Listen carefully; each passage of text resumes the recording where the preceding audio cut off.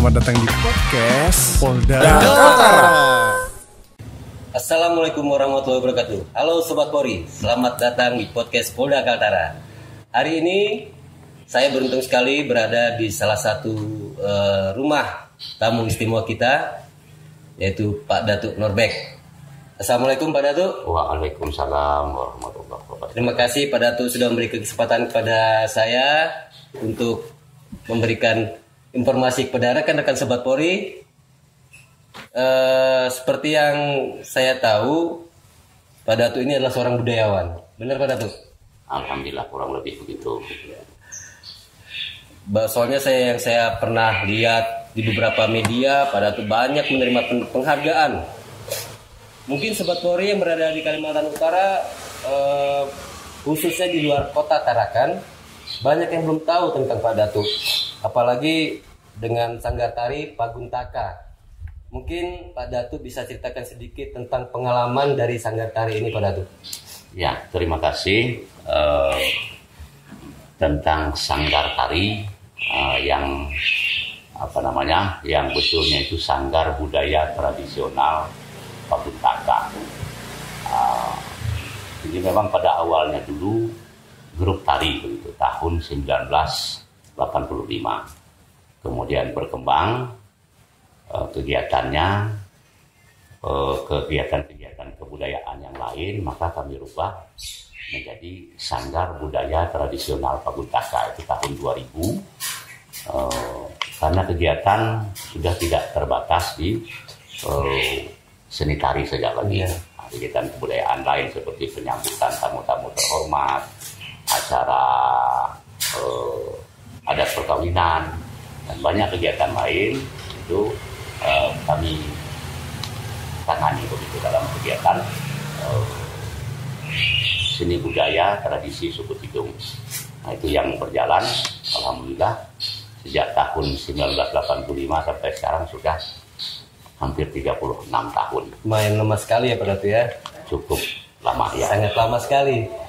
Oke Sobat Polri, mungkin Sobat Polri pernah mendengar nih, dulu sempat viral pecahan uang 75.000, di mana di situ ada pakaian adat Tidung yang beredar. Banyak sekali polemik-polemik dan komentar-komentar para netizen itu dari luar negara gitu ya. Nah, pendapat Pak Datuk sendiri ini bagaimana? Ya,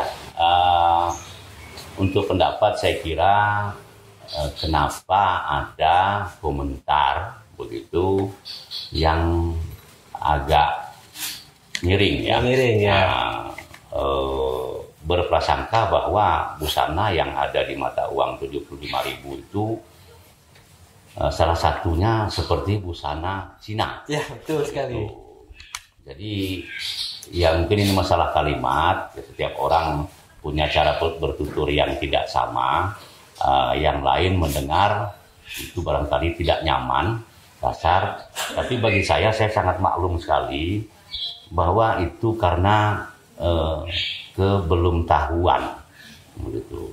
Ya, dan kita warga Kaltara tentu sangat menyadari itu. Pertama memang Provinsi Kaltara ini provinsi yang termuda, baru. Barangkali belum semua warga negara Indonesia ini tahu di mana Provinsi Kalimantan Utara itu. Jadi yang saya maksud di sini adalah tempat asal daripada busana yang tercantum di mata uang 75.000. Nah, mata uang gambar busana yang ada di mata uang itu yaitu busana tradisi suku Tidung yang penduduk asli Provinsi Kalimantan Utara begitu. Jadi ini sangat wajar kalau banyak yang belum tahu. Nah, untuk itu kami selaku warga Tidung asal daripada busana adat tradisi suku Tidung yang ada di mata uang 75.000 itu sangat bersyukur. Ya kalau bisa dibilang kami berterima kasih kepada pihak Peruri yang telah menampilkan begitu salah satu identitas budaya tradisi kami suku Tidung, ya dengan sendirinya pula memperkenalkan Provinsi Kalimantan Utara di skala nasional di dalam negara kita Republik Indonesia ini. Saya kira itu. Jadi masalahnya karena belum tahu. Banyak informasi yang mengenalkan budaya adat Tidung di luar Kaltara gitu Pak Datu ya. Betul sekali ya. Oke, selanjutnya Pak Datu, saya sempat googling nih di salah satu artikel. Di situ Pak Datu pernah berkata bahwa Pak Datu sangat prihatin nih tentang budaya adat Tidung. Maksud dari statement Pak Datu itu sendiri apa tentang prihatin ini Pak Datu? Ya sudah tentu yang namanya budaya tradisi itu satu fitrah manusia. Tapi ada pengaruh dari hal-hal yang maju begitu, terutama dalam berkembangnya peradaban, teknologi segala macam ini berdampak kepada budaya tradisi. Itu tidak di daerah kita saja, itu di mana-mana terjadi begitu. Nah kemudian sudah tentu budaya tradisi suku Tidung selaku bagian daripada warga negara Indonesia ini juga mengalami dampak itu. Jadi ada hal-hal yang perlu diperhatikan untuk dilestarikan supaya dia jangan punah gitu. Nah kondisi ini memang ya itu tadi kita sebut memprihatinkan karena pengaruh-pengaruh kemajuan zaman begitu, di mana generasi sekarang itu perhatiannya teralih oleh kemajuan teknologi tadi. Jadi tradisi itu sering terlupakan. Walaupun ini bukan dilupakan, tapi karena banyaknya perhatian ke hal-hal yang baru, maka tradisi jadi terkesampingkan. Nah, kenapa ini memprihatinkan? Karena ini perlu. Yang namanya budaya tradisi itu mutlak perlu. Di lambang negara kita sudah jelas tercantum kalimat Bhinneka Tunggal Ika. Ini jelas maksudnya di situ adalah yang Bhinneka itu budaya tradisi di daerah masing-masing. Ini perlu menjadi rujukan. Jadi di mana kita berada, kita perlu merujuk kepada budaya tradisi setempat. Kenapa mesti merujuk kepada budaya tradisi? Karena budaya tradisi itu erat hubungannya dengan alam tempat orang itu berkehidupan. Alam tiap daerah tidak sama begitu. Jadi maka muncullah budaya tradisi yang tidak sama karena kondisi alam yang tidak sama itu tadi. Jadi dengan adanya konsep pemikiran atau mindset daripada budaya tradisi itu akan memudah kita dalam berkehidupan.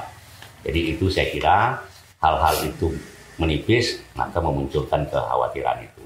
Alhamdulillah kita gali pelan-pelan, bisa berjalan juga pelan-pelan. Saya kira itu Mas Dani. Oke Sobat Polri, jadi jangan pernah melupakan adat budaya kita, karena sebagai generasi penerus bangsa, walaupun dengan kemajuan teknologi yang tinggi, kita juga wajib menjaga kelestarian adat budaya tempat kita berasal. Oke, untuk yang terakhir nih Pak Datu. Pak Datu sudah memperhatikan perkembangan Polri dari masa ke masa. Nah sampai sekarang ini polisi sudah memasuki zaman 4.0. Yang kita tahu lebih dikenal dengan presisi, prediktif, responsibilitas, transparan, berkeadilan. Menurut tanggapan Pak Datu sendiri mengenai Polri saat ini seperti apa Pak Datu? Ya sudah tentu maksudnya ini perkembangannya ya. Saya sepanjang usia saya yang sekarang, saya memang belum lahir di zaman awal Indonesia merdeka, tapi saya sempat melihat atau berinteraksi dengan polisi-polisi yang menjadi polisi pada awal Indonesia merdeka. Begitu, saya sempat ketemu orang-orangnya, bahkan ada beberapa itu keluarga saya. Sudah tentu apa yang saya lihat itu dengan yang sekarang sudah jauh berbeda, dalam arti banyak hal kemajuan begitu, terutama dari sektor sumber daya manusianya. Kita sudah patut bangga begitu juga. Image polisi zaman dulu dan zaman sekarang juga jauh berbeda. Kelihatan sekali faktor intelektual itu sangat terlihat. Ini tanpa mengesampingkan para pendahulu kita yang jasanya tidak bisa kita lupakan begitu, walaupun mereka punya hal-hal tertentu yang bersifat kekurangan. Nah, kembali ke soal perkembangan tadi, sumber daya manusia kita memang sudah berjalan, walaupun barangkali untuk hal-hal yang bersifat fasilitas kita masih bukan yang terbaik di dunia ini. Begitu, masih ada negara-negara maju yang perlu kita contoh untuk urusan fasilitas. Tapi kalau saya kira untuk skill intelektual tadi sudah cukup baik begitu. Citra polisi di masyarakat saya kira sudah cukup baik. Polisi bukan makhluk yang menakutkan lagi seperti dulu. Begitu, polisi begitu ramah, kita tidak merasa asing berkomunikasi dengan mereka. Mereka punya cara yang lebih bagus untuk memahami satu permasalahan, terutama soal keamanan gitu. Tidak ya terus terang, image zaman dulu itu main pukul dulu gitu banyak. Gitu. Sekarang kayaknya ngapain buang-buang tenaga pukul orang gitu kan. Nah ini image-nya. Ada banyak prestasi polisi yang kita patut kita banggakan begitu. Ya memang hal-hal itu masih perlu peningkatan, sebab masih ada negara-negara lain yang perlu kita contoh begitu. Nah, satu hal yang masih menjadi permasalahan kita di Indonesia ini adalah tindak pidana korupsi dan masalah narkoba. Ini tidak jauh dari polisi. Begitu. Jadi di sini ada ibarat kata begitu. Kalau kita membersihkan sesuatu, katakanlah itu dengan menyapu. Untuk membersihkan ya sapunya dulu harus bersih. Sapunya kan? bersih. Nah, keadaan ini memang kita kayaknya sudah pelan-pelan ke sana, walaupun ada satu dua oknum ya. Ya tidak ada manusia yang sempurna, tidak ada gading yang tak retak, tapi itu sifatnya oknum gitu. Nah, satu hal yang masih perlu kita sempurnakan begitu yang namanya masalah jaminan hidup. Begitu, kita mendengar polisi yang gajinya paling tinggi di dunia ini Singapura. Amerika itu malah di bawah. Nah, jadi polisi kita bagaimana? Jadi salah satu orang bisa bekerja dengan baik kalau jaminan hidupnya baik. Kira itu. Tapi tanpa mengesampingkan prestasi yang sudah ada, yang patut kita banggakan sampai saat sekarang ini. Saya kira itu. Terima kasih Pak Datu. Mungkin itu saja Sobat Polri yang bisa saya sampaikan saat ini. Pak Datu, terima kasih waktunya, sudah menyempatkan waktunya. Oke Sobat Polri, terima kasih Pak Datu sudah menyempatkan waktunya. Alhamdulillah, sama-sama. Untuk berbincang dengan kami, dengan Sobat Polri di Podcast Polda Kaltara. And this is closing. See you next time. Bye-bye.